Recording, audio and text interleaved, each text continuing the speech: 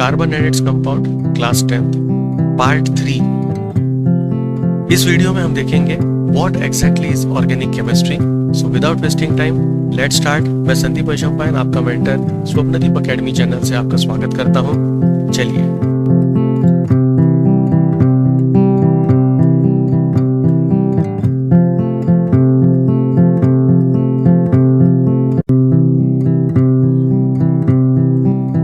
So students, as we first think कि organic chemistry क्या है, तो एक बहुत ही अलग अलग टाइप के विचार मन में आते हैं कि ऑर्गेनिक केमिस्ट्री क्या हो सकती है। And to see, let us try to search today कि ऑर्गेनिक केमिस्ट्री क्या है, और इस पर आज हम रिसर्च करते हैं। नाउ जब मैं बात करता हूँ ऑर्गेनिक, तो ऑर्गेनिक शब्द से हमारे दिमाग में बात आती है something related to organs and life and something organism, तो कुछ तो ऐसा ही होगा। सो पहला अगर दिमाग में विचार आता है तो जैसे फूलों का रस हो गया, फूलों के कलर हो गए, या पिगमेंट जिसको हम कहते हैं क्लोरोफिल हो गया। तो ऐसे अलग अलग टाइप के जो कंपाउंड्स हैं उनकी स्टडी शायद। अच्छा, और क्या हो सकता है? We could have some kind of juices, अलग अलग टाइप के जूस हैं। अच्छा, हम नेक्टर की भी बात कर सकते हैं। नेक्टर क्या है? फूलों का रस जो तितली लिया करती है, तो even we can consider that. अच्छा, और क्या हो सकता है? रबर, ओके, ये भी हमें प्लांट से मिलता है, ठीक। और तो गोंद होता है, गम, है ना, even that would be included. हिंग। तो इस प्रकार से बहुत सारी चीजें हैं जो हमें नेचर से मिलती हैं। अब यूरोप में एक साइंटिफिक रिवॉल्यूशन आया, जिसके बाद सन 1800 के आसपास बहुत सारी रिसर्चेस हुई, बहुत सारे डेवलपमेंट हुए, जिनमें से ऑर्गेनिक केमिस्ट्री के रूप में यहाँ पर vital force theory was proposed by a Swedish physician. तो ये स्वीडन के थे भाई साहब, और इनका कहना था कि जितनी भी मतलब केमिस्ट्री की जो कंपाउंड्स हैं जिनकी स्टडी हम कर रहे हैं और वो नेचर से हमें प्राप्त होती है, तो वो कहलाई वाइटल फोर्स थियरी, और उन्हें उन सब की स्टडी को उन्होंने नाम दिया ऑर्गेनिक केमिस्ट्री। तो what exactly is organic chemistry ना?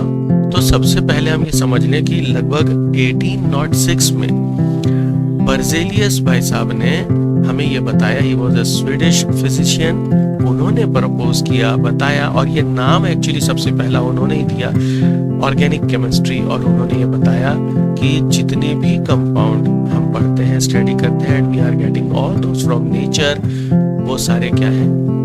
वो ऑर्गेनिक केमिस्ट्री का पार्ट हैं। फिर क्या हुआ? अब यूरोप में, जैसा मैंने आपसे कहा, एक साइंटिफिक रेवोल्यूशन आ चुका था, तो बहुत सारे रिसर्चेस हो रहे थे। जर्मनी में एक और भाई साहब काम कर रहे थे, और उनका नाम था, he was a great scientist again, and his name was Friedrich Wohler. इन्होंने क्या किया? लेबोरेटरी में इन्होंने यूरिया बना दिया। अब बात आती है, यूरिया क्या है?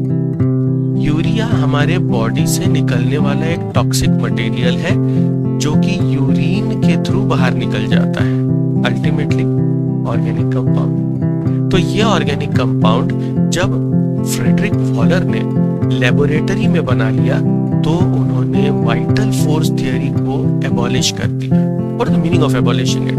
देखिए, वाइटल फोर्स थियरी का फिलॉसफी क्या थी कि जो कुछ नेचर से मिल रहा है बस उसी को हम इंक्लूड करेंगे। जबकि फ्रेडरिक वॉलर ने अब क्या कह दिया, भैया हम तो लैब में बना रहे हैं, इसका मतलब organic chemistry is not only confined to nature but it could be prepared in lab also. That means it could be synthesized, इसको हम सिंथेसाइज कर सकते हैं। और ये फिर बात खत्म हो गई, और ऑर्गेनिक केमिस्ट्री नाम तो वैसा ही रहा ऑर्गेनिक केमिस्ट्री, लेकिन हाँ, वाइटल फोर्स थियरी जो थी उसे एबॉलिश कर दिया गया। So this was in the year 1828 जब फ्रेडरिक वॉलर ने यूरिया बना दिया।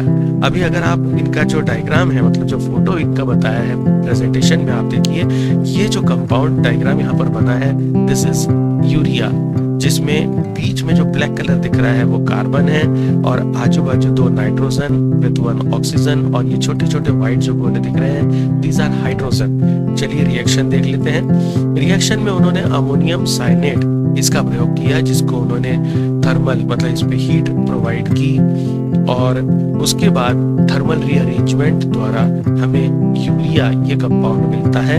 कार्बन सेंटर में है, डबल बॉन्ड O ये कीटोन का प्रकार हुआ, विथ नाइट्रोजन 2 बॉन्ड्स, यहाँ पर एक एक नाइट्रोजन है। नाइट्रोजन के ऑफ कोर्स 3 बॉन्ड होते हैं, तो 2 हाइड्रोजन इधर 2 हाइड्रोजन इधर। यहाँ पर आप स्ट्रक्चर देख लें, ये आपको स्ट्रक्चर दिखाई देगा। So that is all with organic chemistry का इंट्रोडक्शन। आई होप आपको हमारे वीडियोस पसंद आ रहे हैं, तो कृपया कर लाइक करें, शेयर करें। आपने अभी तक अगर चैनल सब्सक्राइब नहीं किया है तो सब्सक्राइब कर लें। और हाँ, अगर आपकी कोई स्पेसिफिक रिक्वायरमेंट है किसी टॉपिक को लेकर, तो आप उसके लिए हमें कमेंट में फॉरवर्ड कर सकते हैं अपनी रिक्वेस्ट। तो फिर खुश रहें, दुनिया को खुश रखें। वंदे मातरम, जय हिंद।